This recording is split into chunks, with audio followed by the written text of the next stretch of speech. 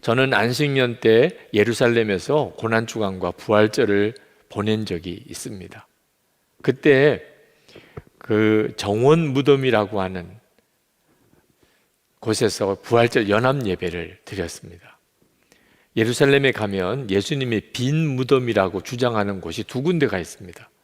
하나는 모든 사람들이 다 공식적으로 인정하고 있는 예수님의 빈 무덤, 성묘교회가 있는 곳.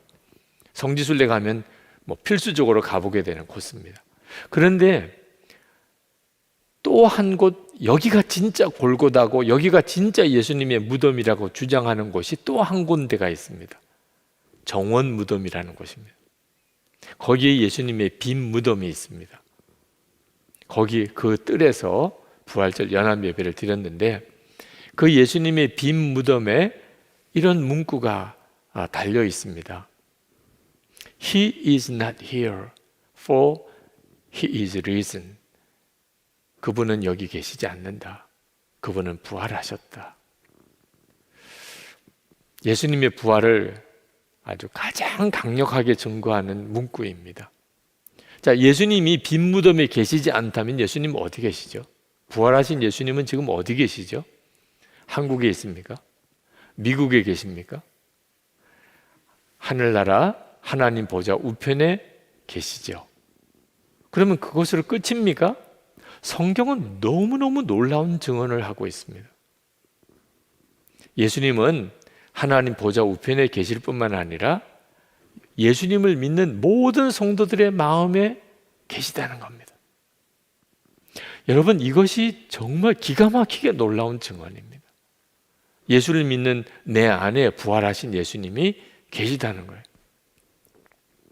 여러분, 죽은 사람이 살아나는 거 놀라운 기적이죠. 산이 옮겨서 바다에 빠져오는 거, 그런 일이 벌어진다면 엄청난 기적이죠. 그러나 그 모든 기적보다도 더 놀라운 기적이 부활하신 예수님께서 성도들의 마음에 계시다는 겁니다. 지금 여러분에게 도대체 무엇이 필요합니까?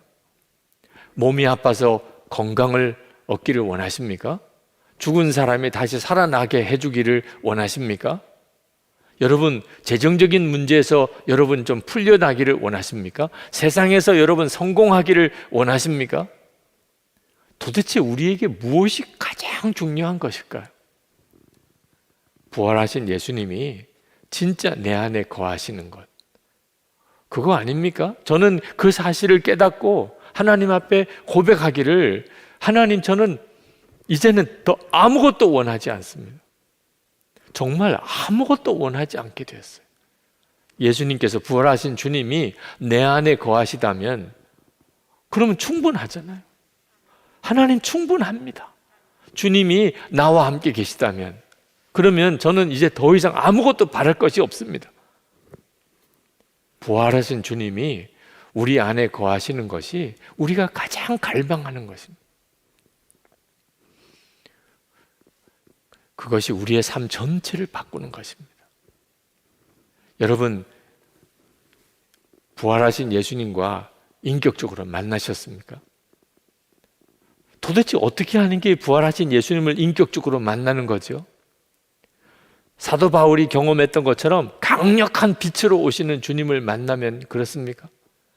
불이 임하는 체험을 했다고들 표현하는데 그런 체험을 하면 인격적으로 만난 거겠죠?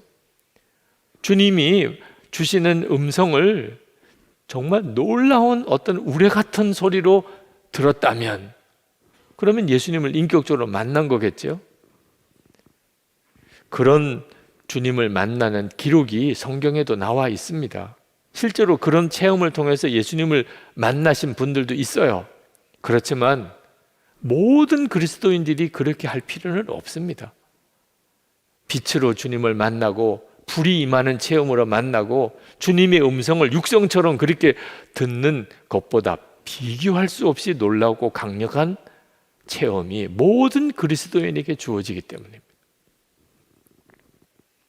부활하신 예수님이 내 마음에 임하셨음을 분명히 알게 되는 거예요. 아니, 예수님이 내 마음에 거하셨는데 이보다 더 어떻게 인격적으로 만납니까? 이 은혜가 우리 모두에게 임해 있어요. 예수를 믿는 사람이라면 누구에게나 부활하신 예수님이 그 마음에 임하여 계십니다. 그래서 부활신앙으로 사는 거예요. 부활의 생명으로 살게 되는 거예요. 부활하신 주님은 우리 안에 오셔서 우리를 완전히 다른 거듭난 새 삶을 살게 만드십니다. 11절 말씀에 이렇게 말씀하셨어요. 이와 같이 여러분도 죄에 대해서는 죽은 사람이요 하나님을 위해서는 그리스도 예수 안에서 살고 있는 사람이라는 것을 알아야 합니다. 여러분은 예수 그리스도 안에서 하나님을 향하여 사는 사람들입니다. 저는 우리 교우들이 그렇게 부활의 생명으로 사는 사람, 그 실제적인 삶을 살게 도와드리기 위해서 예수동행 일기를 쓰게 한 거예요. 매일 여러분 안에 계신 주님과 그렇게 동행하면서 사는 실제적인 경험을 하게 해드리려고 지금까지 그렇게 일기를 쓰시면서 나누시면서 살아보라고 한 거예요. 그리고 실제로 정말 부활의 생명으로 사는 놀라운 간증들을 계속 듣습니다. 어떤 분이 이런 간증을 하셨습니다. 저는 평생 아들과 좋은 관계를 갖지 못한 채 아들에게 무심했고 늘 아들을 피하여 왔는데 예수님이 마음에 계심을 믿고 아들에게 처음 주님의 마음으로 말하기 시작하였고 아들과의 관계를 조금씩 회복해 가고 있습니다. 어떤 분이 이렇게 말씀하셨어요. 주님께서 강권하셔서 자녀들과 토요일과 일요일에 주목자들을 섬기러 무료 급식을 하는 선한 사마리아인 교회에 데리고 갑니다. 토요일 그 시간은 아이가 좋아하는 취미 활동을 하는 시간인데 몇 번 함께 하더니 아빠, 나 여기 나올래요 하였습니다. 저는 사업을 통해 일찍 세상에서 엄청난 성공을 거두었습니다. 그러나 아내의 질병으로 인해 주님을 만나고 인생이 완전히 변했습니다. 직원들이 제발 원장님 하나님 믿지 마시고 예전같이 술 같이 마시면 좋겠습니다 라고 말합니다. 그렇지만 전혀 그 삶으로 돌아가고 싶지 않습니다. 오직 하나님의 나라를 꿈꾸며 선교하고 싶습니다. 어떤 분이 말합니다. 17년 전 예수님을 영접하고도 나는 주님과 떨어져 지냈습니다. 하지만 다시 불러주신 하나님께 감사드립니다. 미친놈 소리 들어도 상관없습니다. 난 지금 행복하고 말할 수 없는 평강이 있습니다. 이런 예를 들자면 정말 한도 끝도 없을 정도가 되었습니다. 진짜 부활의 생명으로 살기 시작하는 성도들이 일어나는 거예요. 깨닫지 못했기 때문에 그동안 부활의 생명으로 살지 못했던 것입니다. 여러분 레나 마리아를 아십니까? 그녀는 중증 장애인입니다.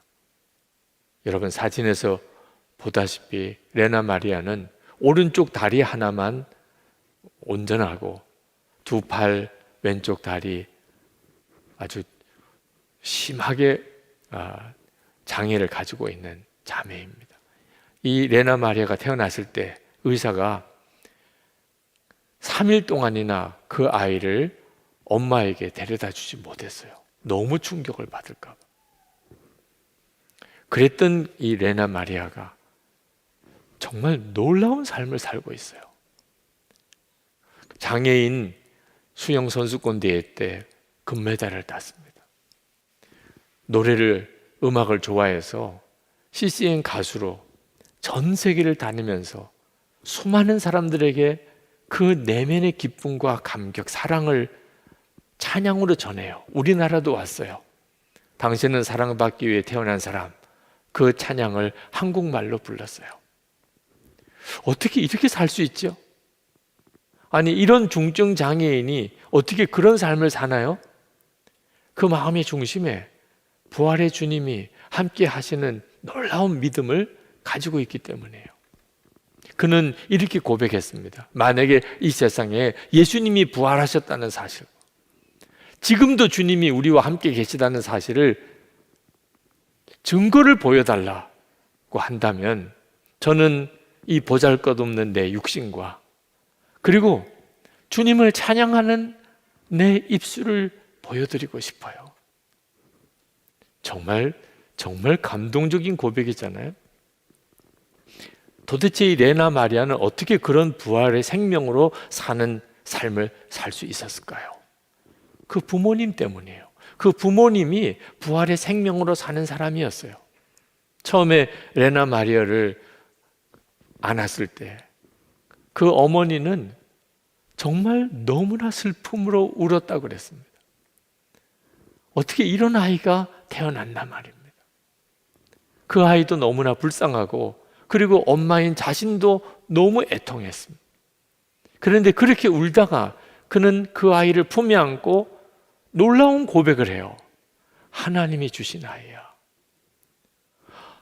하나님이 주신 아이야. 그렇게 고백하는데 그 품에 있던 이 아이가 환하게 웃으면서 까르르 웃더래요. 그 어린 갓난아기가. 그리고는 그 어머니가 남편에게 달려가서 울던 그 여인이 환한 얼굴로 여보, 우리가 이 아이를 기릅시다. 중증 장애인 센터에 이 아이를 맡기지 말고 우리가 기릅시다. 어떤 아이보다도 아름답게 기를 수 있을 거예요. 그래서 그 아이를 직접 길러요. 그래서 그 레나 마리아가 그렇게 밝고 기쁨이 넘치는 아이가 된 거예요. 초등학교 들어갔을 때 돌아와서 아이가 너무 우울해하면서 엄마에게 물었어요. 엄마, 왜 나는 친구가 없어요? 그때 그 엄마가 그 아이를 끌어안아 줬습니다. 그리고는 말했어요. 왜 친구가 없다고 그러니? 너에게는 그 누구보다도 친한 친구가 있어. 누구예요, 엄마? 예수님이시지. 예수님께서 지금 너와 함께 계시고 예수님은 정말 누구보다도 너에게 좋은 친구가 되셔. 그때 이 어린 레나 마리아가 그 엄마의 하는 말씀을 붙잡았어요. 내 안에는 예수님이 계시고 누구보다도 친한 친구이시다. 그리고 레나 마리아의 삶이 있었던 거예요. 여러분, 레나 마리아는 여전히 중증 장애인입니다.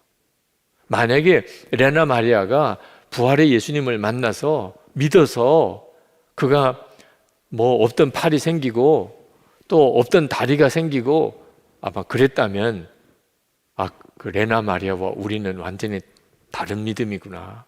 내게는 그런 기적이 없어. 그럴 수 있겠죠. 레나 마리아는 그냥 여전히 그 장애예요. 중증 장애인이에요. 그런데 레나 마리아는 온 세상에 부활의 주님을 증거하고 그리고 기쁨의 이유가 되는 그런 놀라운 삶을 사역을 하고 있어요. 레나 마리아가 가지고 있었던 믿음, 그 어머니가 가지고 있던 믿음, 예수님은, 부활의 주님은 지금 내 안에 계시다는 믿음이 이상한 믿음인가요? 우리에게는 없나요? 이제는 정말 붙잡으셔야 돼요. 우리에게는 어떤 기적이 필요한 게 아닙니다. 부활의 주님이 나와 함께 계시다는 이 놀라운 사실에 대해서 진짜 믿고 눈이 뜨여야 돼요. 이것이 바로 하나님께서 부활절에 오늘 우리에게 주시려는 은혜입니다. 여러분 모두가 다 부활의 증인이 될 자격이 있습니다. 그 은혜를 다 받으셨습니다. 오늘 부활절 예배에 이렇게 참석할 수 있게 된 것이 여러분 안에 계신 부활의 주님의 역사이시니까.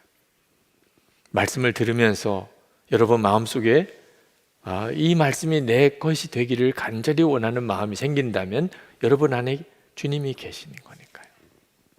여러분의 가족들이, 여러분의 친구들이, 여러분의 직장 동료들이 여러분에게서부터 부활의 생명으로 사는 간증을 듣기를 원합니다. 여러분이 그 주인공이세요. 어떻게 그렇게 될 수 있을까? 나도 부활의 그런 증인으로 부활의 생명으로 사는 내 삶의 이야기를 할 수 있을까? 여러분에게 필요한 것은 여러분 안에 거하시는 주님을 신뢰하는 것입니다. 그 일을 이루실 분은 주님이시니까. 여러분이 할 수 있는 일은 부활의 주님이 나와 함께 계신 것을 정말 믿는 것입니다. 그리고 그 주님을 계속 바라보는 것입니다. 그리고 그 주님께 순종의 걸음을 내딛는 것입니다. 그 다음엔 주님이 하십니다. 부활의 생명으로 사는 역사가 여러분에게, 여러분의 가정 안에, 여러분의 일터에서 일어나기를 우리 같이 기도하십시다. 제가 이번에 그 말씀 묵상하다가 하나님께서 이제 이런 지혜를 주셨어요. 인칭 대명사가 본문에 보면은요, 우리라는 인칭 대명사가 나오고요, 그 다음에 너희라는 인칭 대명사가 나옵니다. 그리고 이제 본문에는 직접적으로 표현은 안 됐지만 저는 베드로의 대답 속에 나오는 내 자신이 어떤 태도로 무장해야 되는가, 그래서 이 세 가지, 이 우리, 너희, 이 인칭 대명사를 가지고 각각의 특징들을 좀 풀어나가면서 그 부활신앙의 특징을 좀 살펴보려고 하는데요. 자, 첫 번째로 여러분이 부활의 능력을 경험하는 신앙인이 되기 위해서는 첫째, 우리를 이해해야 돼요. 우리. 제가 뭐라고 부연 설명했습니까? 한 마음으로 하나 되어 복음을 전해야 될 관계임을 인식하기. 이게 우리예요, 우리. 9절에서 베드로의 대답 속에서 제가 이 우리라는 인칭 대명사를 제가 발췌를 했는데요. 9절을 다시 보십시오. 만일 병자에게 행한 착한 일에 대하여 이 사람이 어떻게 구원을 받았느냐고 오늘 우리에게 질문한다면, 베드로가 이렇게 대답했지만요, 사실은 성경을 가만히 보세요. 그 장애인을 고쳐준 그 사건은요, 베드로 혼자 한 거예요. 요한은 그냥 옆에 있었을 뿐이에요. 고쳐준 사람은 베드로가 단독으로 한 일입니다. 그리고 막 사람들이 놀라가지고 웅성거릴 때 그 과정을 복음으로 멋지게 설명한 사람도 베드로예요. 12절에 그거 나오는 거 아닙니까? 베드로가 이것을 보고 백성에게 말하되, 그러면서 주옥 같은 복음을 전했는데요. 그런데 베드로가 그 누가 물으니까 내가 했다, 내게 질문한다면 내가 잘 설명해 주겠다가 아니라 우리에게 묻는다. 우리에게. 저는 이 9절에 나오는 우리라는 이 인칭 대명사를 가지고 많이 묵상을 했습니다. 우리말에 그 독불장군 이런 표현이 있지 않습니까? 제가 이 국어사전을 찾아보니까요, 독불장군, 무슨 일이든 자기 생각대로 혼자서 처리하는 사람, 그렇게 설명하고는 그 다음에 부연 설명을 이렇게 붙입니다. 혼자서는 장군이 될 수 없다는 뜻으로 남과 의논하고 협조하여야 함을 이루는 말, 우리말에 독불장군은 없다, 이런 뜻이래요. 여러분, 결혼하고요, 신앙생활은 혼자 할 수 없습니다. 그런 말들을 많이 하는 걸 제가 들었는데요, 결혼은 어떻게 혼자 합니까? 똑같습니다. 그래서 항상 예수 믿는 부활신앙을 사모한다면 이 우리. 그래서 이 분당 우리교회도 보면은요, 자란 배경 다르죠, 신학 배경 다르죠, 교단 다르죠, 생각 다르죠, 기질 다르죠.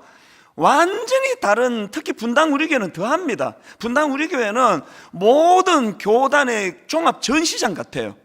막 완전히 교리도 다르고 모두 다른 우리가 예수 그리스도 안에서 어쨌든 우리가 하나 되어야 복음을 전한다는 이 사실로 그렇게 서로가 하나 되기 위해서 노력하는 것, 그게 교회라고 생각합니다. 그래서 저는 에베소서 4장 3절부터 보십시오. 평안에 매는 줄로 성령이 하나 되게 하신 것을 힘써 지키라. 몸이 하나요 성령도 한 분이시니 이와 같이 너희가 부르심의 한 소망 안에서 부르심을 받았느니라.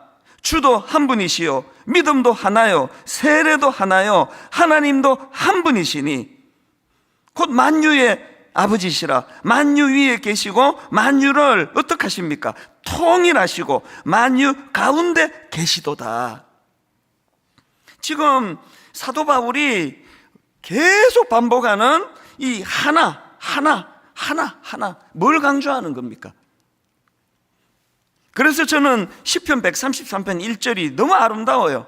보라, 형제가 연합하여 동거함이 어찌 그리 선하고 아름다운고. 세 번역은 너무나 시적으로 표현했습니다. 한번 보십시오. 그 얼마나 아름답고 즐거운가. 형제 자매가 어울려서 함께 사는 모습, 느낌표를 막 2개나 써가면서 이 아름다움을 표현했다면, 오늘 분당 우리 교회와 이 땅의 모든 교회들이 그 얼마나 아름답고 즐거운가. 형제 자매가 어울려서 함께 사는 모습. 이 부활의 능력을 경험하는 신앙인이 되기 위해서는 그 다음 나오는 게 너희예요. 너희. 이 너희는 제가 이렇게 설명했습니다. 부활하신 예수님을 전해야 될 대상을 인식하는 게 너희예요. 자, 10절을 다시 보십시오. 너희와 모든 이스라엘 백성들은 알라. 너희가 십자가에 못 박고 하나님이 죽은 자 가운데서 살리신 나사렛 예수 그리스도의 이름으로. 그러니까요, 지금 여기 나와 있는 너희는 베드로와 요한 입장에서 십자가의 원수들입니다. 지금 그 선한 일을 했는데 빌미를 가지고 잡아 가두어 버린 악한 사람들이에요. 그런데 베드로의 인식은요, 이것들 복수해야 되겠다, 예수 이름으로 이것들을 그냥 한번 내가 뒤집어 놔야 되겠다, 그렇게 생각하지 않고 베드로가 인식하는 너희는 무지하고 불쌍한 사람들이, 복음을 전해야 될 사람이에요. 뭐 그거 말고는 소모적인 다른 감정이 노출이 되지 않습니다. 그래서 사도 바울이 이 너희라고 하는 이 인칭 대명사에 해당되는 사람들에게 주의 복음을 전하는데 예수 그리스도를 2갈래로 전하더라고요. 이것도 의미가 있습니다. 첫 번째로 전한 게 뭐냐? 부활하신 예수 그리스도의 존재를 알리는 게, 존재. 너희가 십자가에 못 박고 하나님이 죽은 자 가운데서 살리신 나사렛 예수 그리스도의 이름. 그래서 그 다음 11절 12절 유명한 말씀이 나오는 거 아닙니까? 이 예수는 너희 건축자들의 버린 돌로서 집 모퉁이의 머릿돌이 되었느니라. 다른 이로서는 구원을 받을 수 없나니 천하 사람 중에 구원을 받을 만한 다른 이름을 우리에게 주신 일이 없음이라. 예수 그리스도의 존재, 너희들이 이제는 더 이상 쓸데없는 존재라고 악하게 인식을 하고 버렸지만, 사실은 그분은 집 모퉁이의 머릿돌이라는 거예요. 머릿돌, 가장 소중한 존재. 그 존재를 북악에서 전하고 있고요. 그런가 하면은 베드로와 요한이 전했던 또 한 가지가 뭐냐? 아까 하나는 부활하신 예수 그리스도의 존재를 드러냈다면, 두 번째는 뭐냐? 부활하신 예수 그리스도의 능력, 그분의 일하심, 이것을 지금 전하고 있다는 겁니다. 그게 9절 10절 세 번역을 한번 들어보십시오. 우리가 오늘 신문을 받는 것은 병자에게 행한 착한 일과 또 그가 누구의 힘으로 낫게 되었느냐 하는 문제 때문이라면, 여러분 모두와 모든 이스라엘 백성은 이것을 알아야 합니다. 이 사람이 성한 몸으로 여러분 앞에 서게 된 것은 여러분이 십자가에 못 박아 죽었으나 하나님이 죽은 사람들 가운데 살리신 나사렛 예수 그리스도의 이름을 힘입어서 된 것입니다. 나사렛 예수 그리스도의 이름의 능력, 그 이름으로 그가 일어서게 됐다. 우리 2가지를 전해야 돼요. 그분의 존재, 그리고 그분의 일하심. 여러분, 부활의 능력을 경험하는 신앙인이 되기 위해서는요, 우리도 중요하고 공동체도 중요하고 너희도 중요하지만 빠뜨리면 안 되는 게 이 나는 어떤 특징을 가지고 있습니까? 자기 부인의 삶을, 평생을 자기 부인의 삶을 추구하며 사는 존재로서의 나예요. 어디에서 이런 생각을 하게 됐냐 하니까, 저는 청소년 사역을 좀 오래 해가지고 이 나이에도 좀 유치한 상상을 많이 해요. 지난주에도 그랬거든요. 자꾸 제 머리에 이 10절의 베드로의 대답이 자꾸 이렇게 상상이 되는 겁니다. 자, 한번 9절부터 한번 들어보세요. 베드로가 만일 병자에게 행한 착한 일에 대하여 이 사람이 어떻게 구원을 받았느냐고 오늘 우리에게 질문한다면, 그리고는 10절에서 내가 한 상상이에요. 베드로 이렇게 답하는 겁니다. 너희와 모든 이스라엘 백성들을 알라. 내가 했지 누가 했냐? 웃어주시면 좋은데 저 되게 유치하네 오늘. 뭐 그렇게 생각하셔도 할 말이 없습니다. 제가 봐도 유치해요. 그런데 여러분이 유치한 상상이 저에게 얼마나 중요한 메시지와 경고를 제가 받았는지 몰라요. 다시 안 웃으셔서 한 번 더 해볼게요. 만일 병자에게 행한 착한 일에 대하여 이 사람이 어떻게 구원을 받았느냐고 오늘 우리에게 질문한다면 너희와 모든 이스라엘 백성들을 알라. 내가 했지 누가 했냐? 그때 성전 앞에서 안 봤냐? 내가 이렇게 세웠지 않냐? 옆에 요한은 가만히 있어서 내가 한 거야. 내가 두 번 해도 안 웃으면 이게 실패한 거예요. 그러나 여러분 이게요, 뭘 항상 경계해야 된다고요? 자기 부인의 삶을 추구하는 거예요. 왜? 걸핏하면 내가 했지 누가 했냐가 나오는 게 인간 아닙니까? 그래서 이런 점에서 저는 이 세례 요한이요, 일만 성도 파송 운동을 선언하고 지난 10년 동안 성경의 인물의 영향을 정말 많이 받았는데 그 중에 강력하게 영향을 미친 인물 중에 한 분이 세례 요한이에요. 성경은요, 세례 요한의 역할과 존재를 아예 딱 선을 그어서 설명하십니다. 그게 요한복음 1장 8절입니다. 한번 보십시오. 그는, 이 세례 요한입니다. 그는 이 빛이 아니요, 이 빛에 대하여 증언하러 온 자라. 성경이 그 존재를 딱 선을 그어요. 지금 이 사람이 빛이 아니라는 거예요. 그리고 세례 요한은 바로 그 다음 몇 구절 건너 보면은 그 사실을 아주 단호하게 고백을 합니다. 20절에 세례 요한의 모습을 보십시오. 요한이 드러내어 말하고 숨기지 아니하니 드러내어 하는 말이 나는 그리스도가 아니라 한데, 이렇게 단호하게 자기 존재를 선을 그어 설명했던 세례 요한인데, 여러분 다 아시잖아요. 자기를 광야의 소리라고 그래. 세상에 소리만큼 허무한 존재가 없습니다. 소리는 소리 없이 사라지는 존재예요. 대화하는데 가장 방해하는 역할은 에코잖아요. 이미 자기 메시지가 전해졌는데 그리고 사라져야 그 다음 메시지를 주인이 전하는데 계속 웅웅웅 거리는 게 그게 안 죽는 소리 때문 아닙니까? 세례 요한은요, 자기는 광야의 소리래요. 지난 10년 동안 수없이 다짐하고 다짐했던 게 이거예요. 하나님, 제 역할이 언제까지인지 모르지만 구질구질하게 에코 같은 인생은 되고 싶지 않습니다. 광야의 소리예요. 이걸 왜 계속 기도할까요? 부인할 수 없는 게요, 자기 부인이 어려운 인생. 그냥 체면 때문에 대놓고 이야기는 안 하고 그러지만 저도 마찬가지예요. 틈틈이 올라오는 생각이 일만 성도 파송 운동 어쩌고 그러면 내면에서 올라오는 소리가 내가 했지 누가 했어야, 내가 했지. 우리 집 애들한테도 차마 말은 못하고 그래서 막 등산 가가지고 그냥 손아부 보고 말하고 싶어요. 내가 했지 누가 했냐고. 이 대단한 리더십 아니냐고. 이게 내가 했지 누가 했어. 못 참았던 건 다 막 해버리고 내가 했지 누가 했어. 이게 인간이라니까. 이게 죄성이 인간의 본능이라니까요. 그래서 어떻게 제가 규정했습니까? 끊임없는 자기 부인과 싸워야 되는 존재라는 겁니다. 이게 없이 그저 그냥 열정만 많아가지고요, 그냥 우리, 너희 이것만 강조하면요, 그거 아주 지독한 위선자가 되는 거예요. 지난 성금요 예배 때도 제가 고백을 했지만 요새 저는 제 어머니가 너무너무 그리워요. 이게 공적으로 얘기할 때는 어머니 그러지만 막내 입장에서 아무리 나이가 들어도요, 요즘 우리 엄마 너무 보고 싶어요. 코로나 때문에 몇 년을 못 뵌 것도 원인이고, 또 한 해가 다르게 이제 거의 100세를 바라보시다 보니까 마음이 아리지만요, 무엇보다 일만 성도 파송 운동을 앞두고 난 우리 엄마가 너무 보고 싶었어요. 꾸지람 듣고 싶었습니다. 금요 예배 때 말씀드렸잖아요.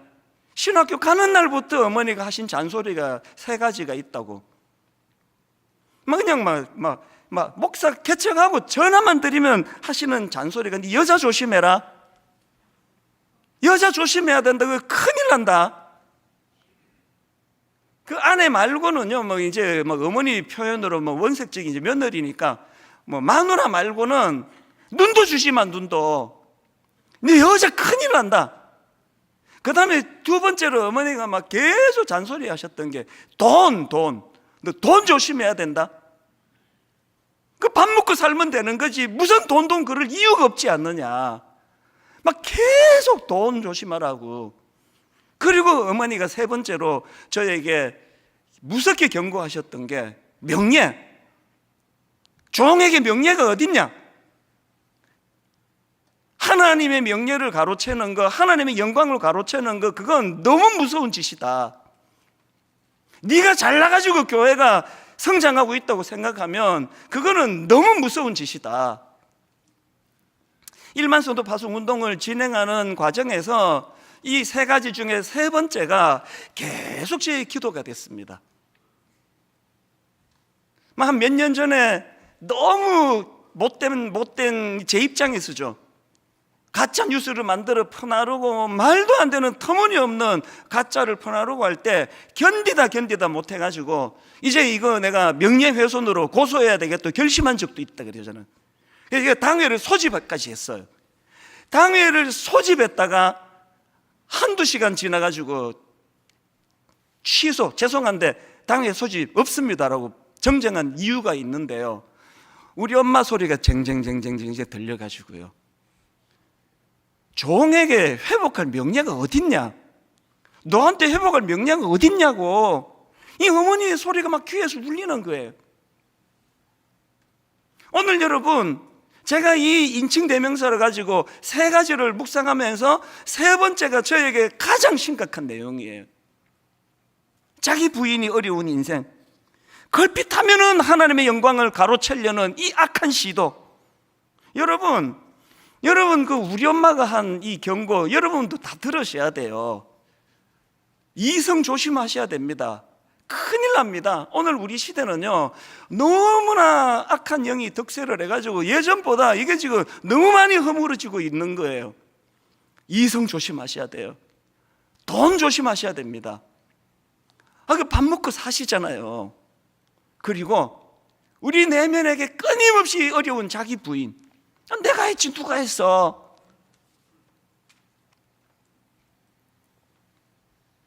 결론을 저는 이 찬양으로 드리기 원합니다. 스물아홉 목사님들하고 저는 이 찬양, 그리고 또 지난 고난주간에 계속 내 마음에 울림이 됐던 찬양이에요. 존귀 영광 모든 권세 주님 홀로 받으소서.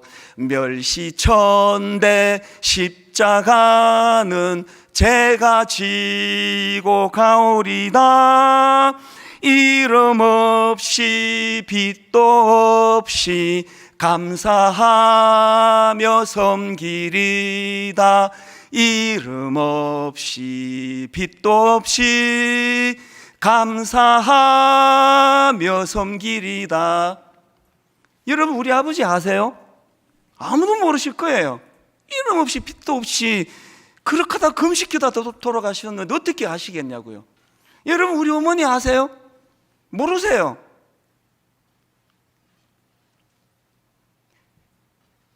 고생만 죽으라고 하시고 그렇게 하다 기도하다가 돌아가신 남편 목사님을 둔 우리 어머니 아닙니까? 그런데 막내 아들이 신학교 가더니 교회를 개척하더니 남편하고는 다른 양상이네요. 막 엄청 교회도 커지고 막 재정도 많아지고 막 유명해지고 그러면 막 어머니가 막 내 이제 한 풀었다. 내 우리 남편한테서 목 푼 거 내 한 풀었다. 그래야 되는 거 아닙니까? 왜 맨날 전화 오시는 게 너도 그러면 안 된다고. 아버지 길을 가야 된다고.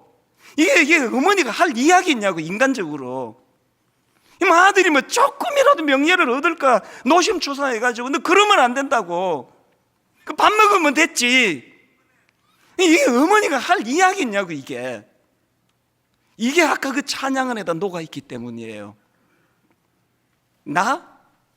자기 부인, 끊임없이 나를 부인하고 계속 저부터가 부끄럽지만 틈만 나면은 내가 했지 누가 했니에요. 내가 했지 누가 했냐고. 요한은 서 있기만 했어. 내가 했어. 여러분 이 세 인칭 대명사 이게 날 목숨처럼 사랑하시는 우리 어머니가 그 길을 원하시는 건요, 그 길이 아들의 행복의 길이라는 걸 아시기 때문 아닙니까? 오늘은요, 부활주일이면서 29교회가 첫 출발하는 날이에요. 기도해 주세요.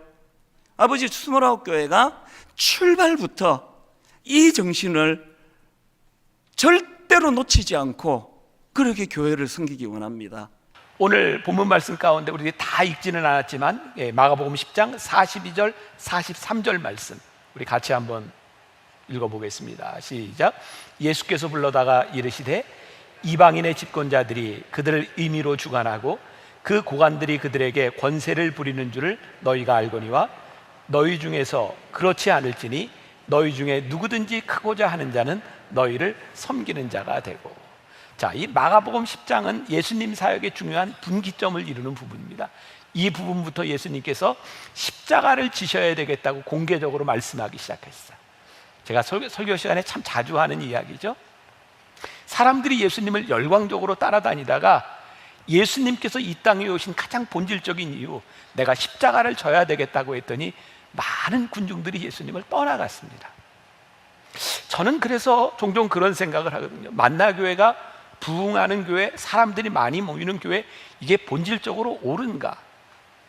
사람들이 모이고 모이지 않고에 대한 문제가 아니라 우리들이 모이는 이유가 분명한가? 예수님께서 복음을 말씀하시고 십자가를 지시겠다고 말씀하셨을 때 많은 군중들이 떠나갔다고 하는데 오늘 우리들이 여기에 모이는 이유는 무엇인가를 우리들이 본질적으로 생각하지 않으면 안 되는 거죠. 자, 한번 우리들 생각을 해봅시다. 사람들이 만나교회 어디야? 그러면 뭐라고 여러분들 설명해 주나요? 네, 저기 판교 구리간 고속도로를 가다 보면 성남 이렇게 분당하고 성남 이게 중간 지점에 큰 교회가 하나 있어요. 그게 만나교회예요. 이렇게 설명하지 않으세요? 오늘 이상해요. 네. 우리들의 머릿속에 저도 여러분들에게도 교회 하면 언제부터인가 건물이 자리를 잡고 있는 거예요. 여러분, 이게 틀렸다는 것이 아니에요. 그러나 본질적인 의미를 우리들이 잃어버리고 있다면 이 건물이라고 하는 교회는 굉장히 잘못될 수 있다. 여러분, 건물이 지어지면서 이 건물에서 어느 날부터인가 예수님이 주인이 되지 못하고 이 건물의 담임 목사가 예수님보다 더 중요한 위치를 차지해요. 이 건물이 교회가 되기 시작하면서 예배하는 여러분들의 공동체가 예수님을 예배하는 것이 아니라 우리 교회가 무엇을 해야 되지? 예수님이 아닌 교회 건물과 교인들이 주인이 되기 시작할 때 우리는 우리를 위해서 끊임없이 뭔가를 하기 시작해요. 그리고 그런 현상들이 분명하게 나타나는 것 중에 하나가 우리 교인들이요, 예배를 드리면서 자기가 불편한 걸 절대로 참지 못한다는 것. 하나님을 예배하는 낮아지는 자들, 섬기는 자들로 모였다고 하는 사람들이 섬김을 받지 못하면 견디지 못한다는 거예요. 작은 부분에서부터 우리들이 십자가를 잃어버리고 있는 것은 분명한 것 같아요. 그래서 제가 이런 표현을 썼죠. 교회 중심적인 교회에서 하나님 중심적인 교회로 우리들이 빨리 돌아가야 본질적인 교회의 모습을 우리들이 발견할 수 있다. 교회 중심적인 교회가 뭐예요? 건물로 지어진 우리들 중심으로 해서 우리가 어떻게 잘 먹고 잘 살고 우리들이 어떻게 여기서 좋은 교육을 받고 우리를 위해서 우리 교회를 위해서 우리 교인들을 위해서, 이것이 아니라 이 교회를 향한 하나님의 마음이 어떤 마음인가를 우리들이 보기 시작해야 되는데 그 마음이 어디에 있어요? 십자가에 있는 거예요. 오늘 부활절에 우리들의 신앙을 굉장히 본질적으로 깊이 생각해 봐야 되는 부분 중에 하나이죠. 저는 이 역사를 보면서 참 놀라운 사실을 하나 발견하게 되는데요, 우리가 잘 알고 있는 세계의 4대 종교라고 이야기할 수 있는 불교, 이슬람교, 기독교 다 보세요. 유대교도 보세요. 유대교의 지금 핵심이 유대교 그 자리에 있어요. 이스라엘에. 이슬람의 핵심이 중동에 그대로 있어요.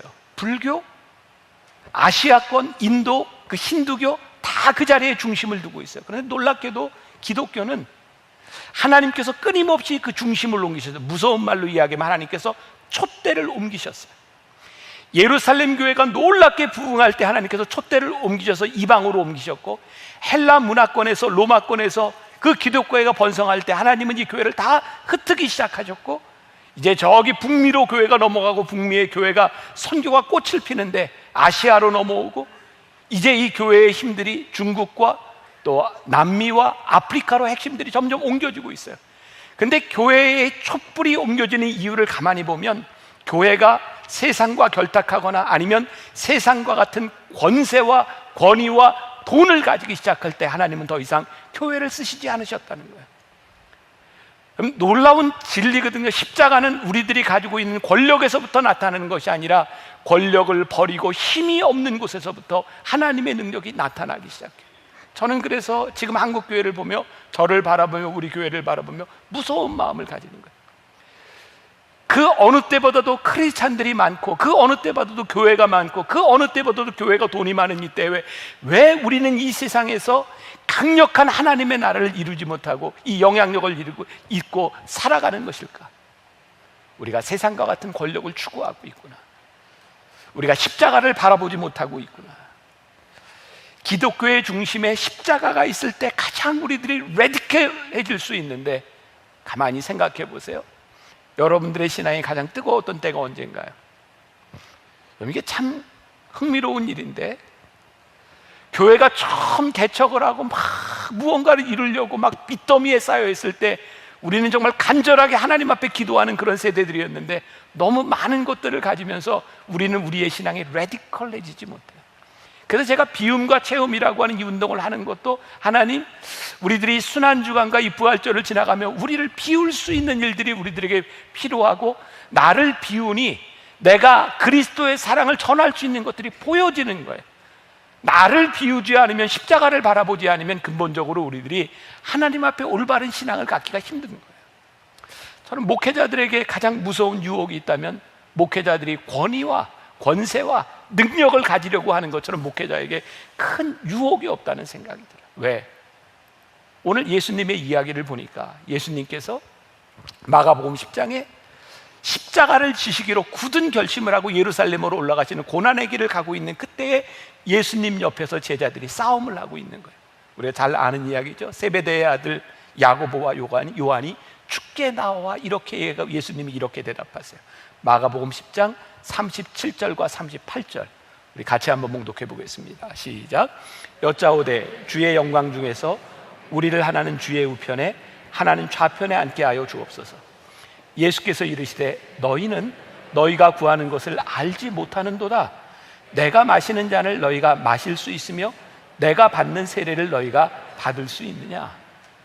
예수님께서 십자가를 지고 가시겠다고 말씀하시는데, 세베대의 아들 야고보와 요한은 예수님 영광 중에 하나는 오른편에 하나는 왼편에 앉게 해주세요.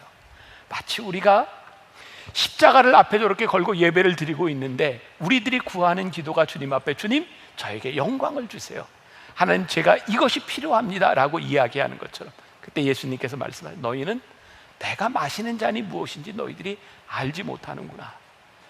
너희들이 오늘 왜 이 십자가 앞에서 기도해야 되는지, 너희들이 왜 예배해야 되는지 너희들이 알지 못하는구나. 3년 동안이나 예수님과 동행했던 그 제자들이 주님의 길을 가려고 하지 않는 거예요.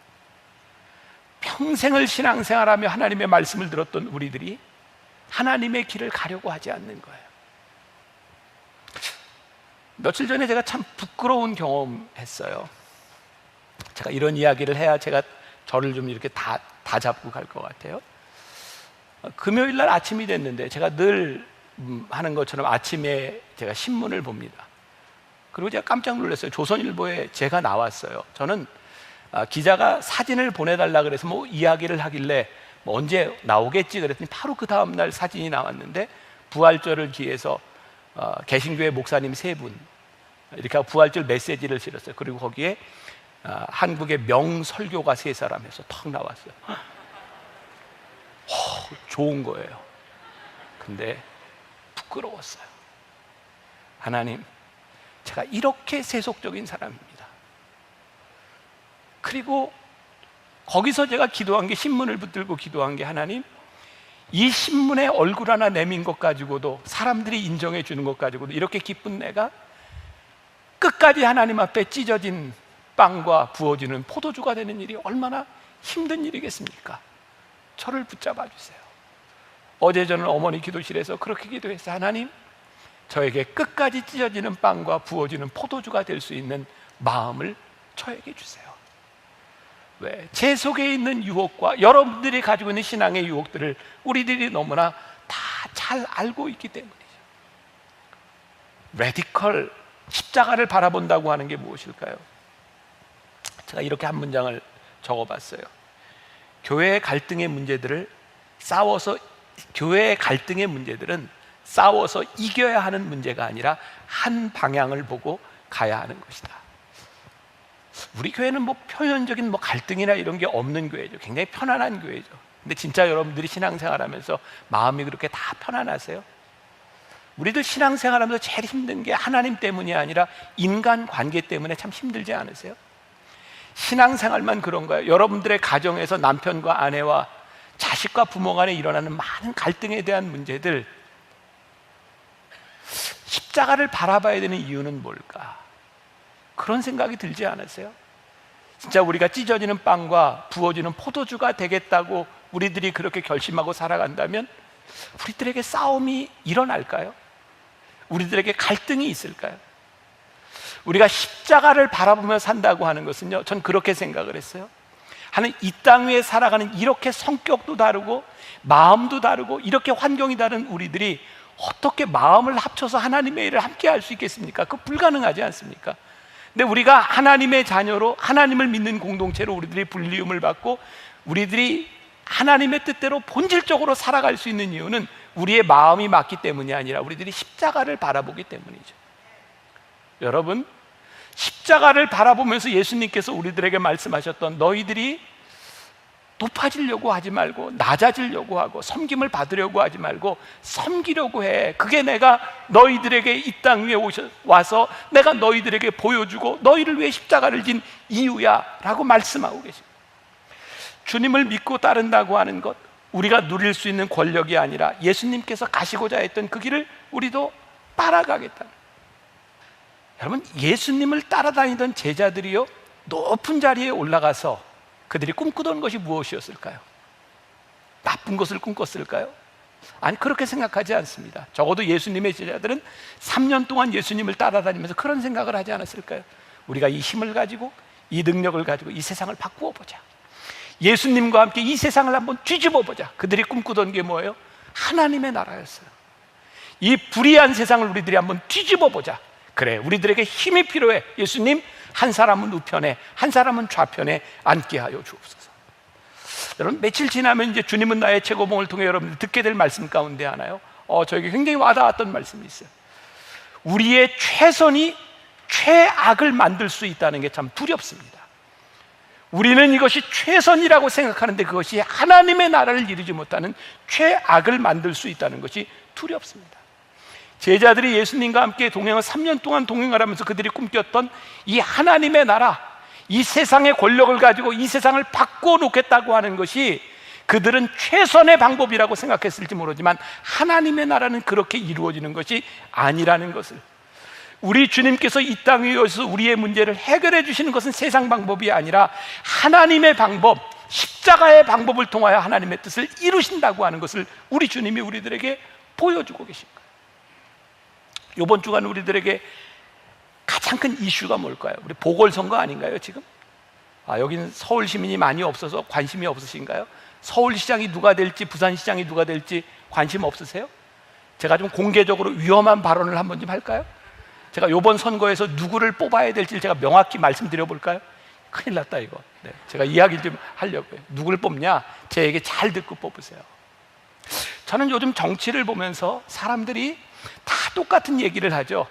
우리가 시장이 되든 대통령이 되든 뭐가 되든 제가 여러분들을 잘 섬기겠습니다. 이 사람들이 아무튼 정치를 하면서 계속 서로가 이제 흑색 선전을 하고 서로 이렇게 다투고 그래요. 섬기겠다고 하는 사람들, 내가 그 자리에 가서 섬기겠다고 하는 사람들이 그 자리에 가면 우리를 섬겨주든가요? 아무도 그런 사람이 없어요. 내가 힘을 가지면 이 세상을 바꾸어 보겠습니다라고 이야기를 하는데 힘을 가진 사람들이 세상을 바꿀 수 있나요? 그렇지 않더라고요. 제가 여러분들 누구를 뽑으라고 얘기하냐면 진짜 섬길 것 같이 생긴 사람을 뽑으세요. 그러면 돼요. 근데 우리들이 그렇지 못한다는 거죠. 왜일까요? 내가 세상 권력을 가지고 힘을 가지면 이 세상을 바꿀 수 있다고 생각하는데 그 힘을 얻는 과정이 정의롭지 않아요. 그 과정들이 세상의 방법이기 때문에 세상의 방법을 가지고 힘을 얻어서는 이 세상의 악과 싸울 수 있는 능력이 없는 거예요. 제가 정치 혐오증을 여러분들에게 일으키려고 하는 것이 아니라 진짜 우리들이 생각하는 세상의 권력을 가지고 이 세상을 바꿀 수 있는가? 그것은 불가능합니다. 전 진짜 제 마음속에 그런 확신이 있어. 하나님, 십자가를 바라보는, 십자가를 지고 살아가는 우리 그리스도인들이 소망이 아니겠습니까? 우리 그리스도인들이 무엇입니까? 세상과 다른 방법으로 하나님의 나라를 이루어 가겠다고 하는, 십자가를 바라보며 우리들이 이 세상을 바꾸어 보겠다고 하는 레디컬한 신앙을 가진 사람들이 우리 그리스도인이요, 그 사람들만이 이 세상을 바꿀 수 있다. 왜? 주님께서 우리들에게 가르쳐 주신 방법이니까요. 우리들이 가지고 있는 권력으로 되는 것이 아니라 우리 주님이 꿈꾸셨던 나라, 제가 좋아하는 표현이에요. Upside Down Kingdom. 하나님의 나라는 가치가 전도된 나라. 세상이 힘을 가지고 뭔가를 할 수 있다고 생각할 때 그게 아니라고, 십자가로 하나님의 나라가 이루어진다고 선포하셨던 하나님의 나라는 이 세상과 다른 가치를 가진, 사랑하는 여러분, 우리가 이 세상에 살아가면서 이 새롭게 하나님께서 우리들에게 말씀해 주신 십자가의 가치를 모르고 살아간다면 우리들이 이 세상에서 무슨 힘이 있겠어요? 우리들이 이 십자가에 대한 확신이 없다면 우리들이 어떻게 이 세상과 거슬러 싸워서 이길 수 있겠어요? 그런데 이 십자가가 힘이요, 능력이요, 확신이라는 것을 어디서 보여주셨어요? 부활을 통해서 보여주셨어요. 십자가를 이기시고 죽음을 이기시고 부활하신 예수님께서 이것이 길이요, 진리요, 생명이라고 하는 것을 우리들에게 보여주셨어요. 너희들이 십자가를 바라보고 살아도 절대로 실패하지 않는다. 너희들이 십자가를 보고 살아갈 때 영원한 생명을 얻을 것이라고 하는 것을 우리 주님이 우리들에게 보여주셨어요. 우리들이 이 신앙을 잃어버리고 있기 때문에 우리들이 그렇게 비실비실하게 살아가는 것이 아닌가.